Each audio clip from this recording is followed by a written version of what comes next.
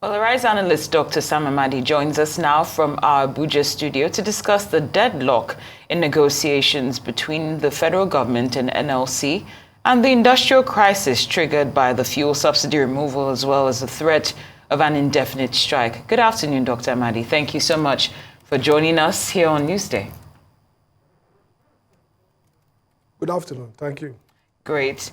Now, of course, we know that the NLC and the federal government have agreed to continue talks over this post-subsidy removal of the of palliatives for workers. But some observers are actually saying that, the NLC's actions are more for optics than actual implementation of anything, because they're not necessarily seeing any concrete outcomes from these meetings. What do you make of that perspective? Well, I think first, these meetings probably are coming late. The NLC gave indication even immediately after the subsidy was removed, and of course the federal government got an injunction. NLC pulled back, and they had been having meetings with the Chief of Staff-led committee to discuss on the palliatives. And the NLC has raised this issue. So it's good that they are meeting now, but it looks like the window is getting short, and the issues have not crystallized. It doesn't seem clear how federal government wants to respond to NLC. Now, NLC demands are clear, even though not acceptable to everybody. For example, they are concerned about the subsidy removal and its impact on the well-being of the people, especially workers and the unemployed. So they made it clear that they think subsidy removal was a wrong idea, maybe a good idea at the wrong time. And they talked about the refineries, which the government has committed to, at least with December. They talked also about provision of vehicles. Government has said they're going to procure vehicles. We've not seen them. Government has said so. They talk about salary increases responding to very high inflation and erosion of purchasing power of workers and other salary earners. And so some of those issues, and then the issue of the road transport workers union. Again, the problem is that some of these demands are maybe contrary to government stated policy, and government doesn't seem to have immediate reactions or responses. The mitigation programs rolled out in terms of palliatives have been more about macroeconomic and fiscal policies of government to support growth of SMEs and to industrial policy to choose champions in terms of growth. So they may not respond to the immediate need of NLC regarding, mitigating the transport costs that workers go through, mitigating the erosion of earnings through inflation and all that. So we're in almost like an impasse where either the NLC kind of step back or the government step back on some of the more aggressive pursuit of this policy. So, yeah, it looks like there's going to be at a point where the pretense of a negotiation would be off and then maybe somebody has to back down. All right, then, Mr. Amadi. I mean, the Monday meeting between the federal government and the Nigeria Labour Congress concluded without reaching an agreement. And we've seen previous negotiations between the NLC and the government reach a deadlock. Now, what, in your view, are the major obstacles preventing a resolution in this current standoff? And what measures can both parties take to build trust and ensure that these negotiations are more effective and result-oriented in the near future? I think the first thing you learn about negotiation is mindset. I mean, first is you have to see the other party as meaningful, as reasonable, as even though you have different interests or different perception, but again, you have to concede that these are not mere noisemakers. Some people in government, traditionally, not just this government, but people in government traditionally have this view of unionists, either they are communists or either they are rabble-rousers, or either there are people who are basically have an agenda to destabilize government. So that mindset, you can see it underlying some of the dilly-dalliance. I was in a meeting, part of the technical committee for NLC on the issue of CNG negotiation, and I saw the very lackadaisical approach of the people at the villa. So at the back of it is, look, we are government. Again, the second point is the notion of government. Government has a power. Government fancies itself as capable of riding over storms. So even if you shut down, government could get an order from court. Government can threaten you with no work, no pay. So the fact that government has the coercive force, the government, the force, the odds are in its favor, oftentimes make government not to have good faith negotiation. On the part of labor, I think the other constraint to good faith negotiation might be a sense that the lack of trust in government. Labor people might come to the conclusion that the government people really don't care about the suffering. I think to rebuild trust, oftentimes it might go to mediation. I mean, you might need some, let's say, former labor leaders, maybe somebody like Adam Oshomole, maybe if he still has a lot of credibility, I think he does, with the labor people. You might move away from negotiation to kind of mediation so that you have a third party, a neutral, somebody who labor could trust and somebody who is not kind of blindfolded or clustered with government. Think that they sit together with labor and begin to see a halfway between what labor wants and what government wants. And oftentimes, labor might see the point that maybe government needs more time, or government might see the point that maybe they're not being very forthright and effective in conveying to labor the determination. There are going to be sticky issues, issue around subsidy, for example. It seems to me that government has no clue as to how to mitigate in the short term the impact of subsidy removal, and government may not back down on it. So maybe it's going to be give and take. Labor will come to a point where they say, okay, we live with this, but we have concrete assurance on X, Y, Z. We know that the bosses are coming. We know that government is talking about salary increase, and nobody is pushing the envelope fast enough. So these are some of the things you do to recreate trust. Bottom line is that any strike, whether justified or not, has very serious economic impact on the economy, impact on productive capability, job losses may occasionally, if it's prolonged, and of course revenue loss for both government and for both workers. So really, it's not, strikes are never good things, but they're avoidable and they should be avoided. Indeed. Well, Dr. Amadi, you elaborated quite well on the issues of trust when it comes to the government and labor. But I'm wondering, while all this is happening, and conclusions have not been reached, we see actions like, on the part of the government where we're not necessarily seeing any reduction in the cost of governance. And this is also happening simultaneously while things are still being kept in the back burner regarding the palliatives. So when you see actions like this happening, do you think that it somewhat acts as a catalyst to infuriate labor in terms of their demands being addressed in a relatively slow-paced, if at all? Absolutely, you're right. I mean, first, if government had taken some action on cost of governance before removing the subsidy, labor would have been maybe kind of palliated, if you like. Labor, part of the crisis of confidence, that when government talks about, control the economy through some level of prudence, maybe subsidy removal or all kinds of austerity measures that disproportionately impact on the poor. They don't seem to care about those other frisbee that they reach, the people in authority control. The president talked about a lesser team going to Onga. As it happens, opening up now, I've seen a lot of people who are there, seen a lot of officials who ought not to be there. So we're not seeing real commitment to reducing the cost of governance. Labor, and this even the time of Jonathan, the initial removal of subsidy, the problem has always been, you take the wrong end, take the right end, which is the government end, recreate trust first, improve trust quotient. Then you take the bitter, you push the bitter pill. And then people who have already committed to that agenda will find it easier. I think the government mismanages the strategy for getting these hard things done. The strategy to get the hard things done is to first get credibility.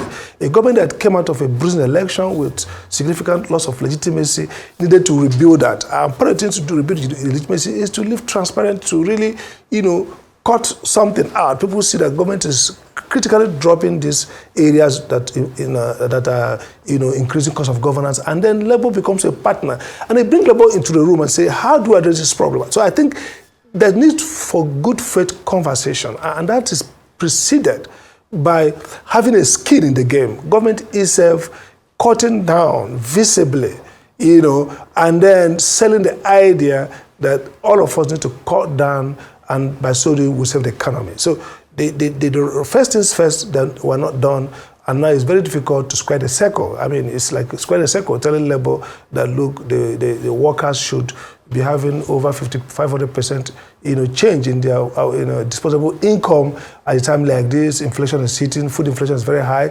We had about 25.8% now of inflation. So all this double whammy on workers who are exposed and don't have any means of mitigating their crisis. Yes, everybody's going to have a haircut, but producers, manufacturers can pass this cost.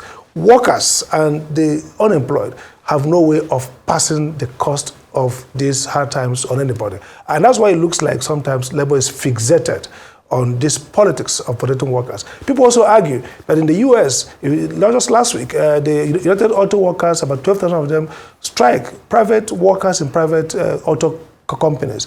Now, oftentimes they strike only about their wages, about working conditions, but in a third world country like ours, where the democracy is not responsive, labor does not just strike for salaries and benefits, they also strike for living conditions that impact on actual disposable income of workers or non-workers. So it's really tough, except government begins to do the right thing and show that it's responsive and really have skin in the game in terms of what is losing, in asking everybody to come together to get a country out of these difficult economic times. So we're looking at the NLC saying that it's going to set a deadline for this indefinite strike starting on September 22nd. That's just around the corner if the government does not meet its demands. However, the Minister of Labour and Employment, Simon Lalong, has emphasized the importance of resolving all pending matters to avert further disruption to the economy. From your perspective, what are the key economic implications of a strike of this magnitude if it were to occur? First, it will compound the revenue loss in terms of government. Now if it spreads, NUPENG is part of labor, electricity workers part of labor. So think in terms of, just take these two. Let's take three: air workers, aviation workers, NUPENG, oil workers, electricity workers. Now, if they go on strike, the collapse of the grid, the fact that you're going to have a lot of grid failure across the country, the economic costs that manufacturers, small businesses are going to have. So if it prolongs, it's going to have major impact on the GDP of the next quarter. Again, look at the public sector. We might not like the fact, but the public sector is critical to driving up, policies that will help the private sector, improve and create wealth. So our public sector is already very inefficient. So a further strike that results in closure will actually constrain even the expansion, the enterprise of private sector. Huge crisis. ASU is already there, part of this lineup of NLC. And so if ASU signs up to this, look at the many months we've lost and look at the impact, not just in terms of human capital, in terms of quality of education, which builds back into economic development. So it's like, look, compound failures, compound losses. We're going to lose in terms of revenue. Businesses are going to be constrained. Federal government will lose revenue itself. And of course, social economic impact of all this are huge.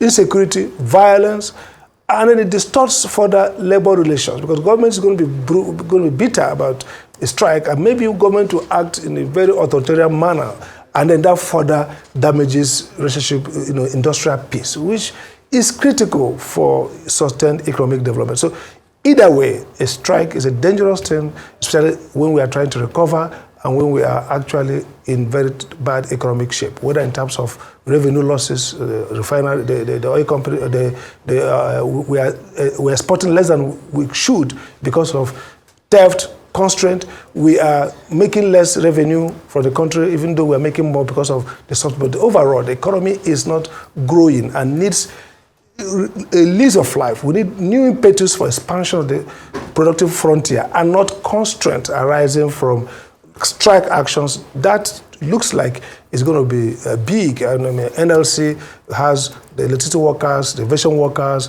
the oil workers, and other bank workers who are part of that formation, road transport workers, food We have problem with getting our foods out of the farmlands, out of farms, and out of the villages. Got to be much more compromised. So either way, it wasn't the well-being of the people and the economy. And so that's why government needs to act fast. And I thank the minister for really, I like the spirit in which he's proceeding.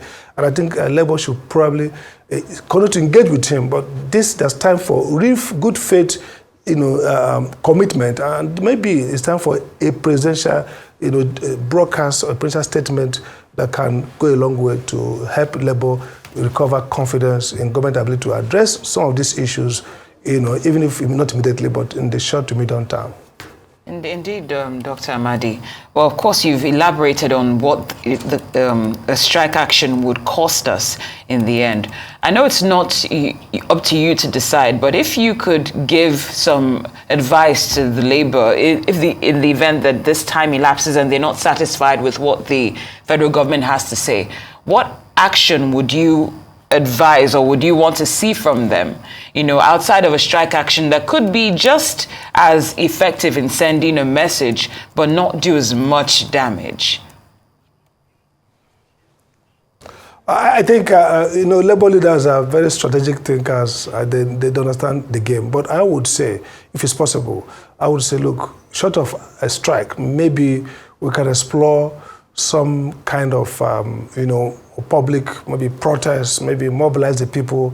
But the problem with government is that, look, third world governments are they're not responsive to the normal democracy intercessions, which is protests, rallies, speeches, articles. You can't just name and shame them. It's only when there's brute force to countervail them that they get to act. So that's a terrible thing. Otherwise, Labour could say, look, let's foreclose strike for now because of the health of the economy. Let's get back to democratic intercession, rallies, protests, statements, and building up coalition. And people are going to the parliament. By the way, look at the parliament, the opposition party, the Labour Party, the PDP, and others. Have they really stood up and say, let's push for what Labour is talking about and get back to government and say, look, government, we think that you should meet Labour at this point. There's a collapse of democratic intercession by institutions that are created for that purpose. Even opposition party, even LP that is more Labour-oriented or ought to be so, they are just mute. So it puts Labour leaders at a position where they have to take the seeming only action, which is to strike, withdraw their services and hit government at a bad point. Because the other means of democratic engagement are futile. Because nobody listens, nobody cares. Even opposition, who should be the ones saying, look, what's this dispute? You're going to shut down the economy. Why don't they stand up and say, this is our view. Mr. President, can the government come to this level? Can we have this discussion?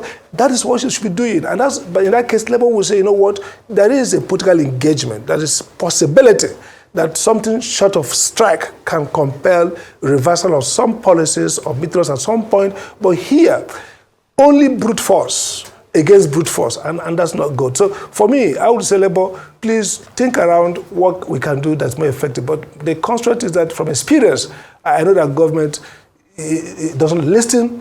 Government is so much, triumphant in their thinking. Government is often, exaggerating their power. They just see that coercion, and they forget that they oftentimes lack political legitimacy, and oftentimes they can't sustain the use of force and the use of authority. They need soft power, persuasion. They need to mobilize and build alliances and coalitions to drive their agenda. And they need to see that it's not about we and them.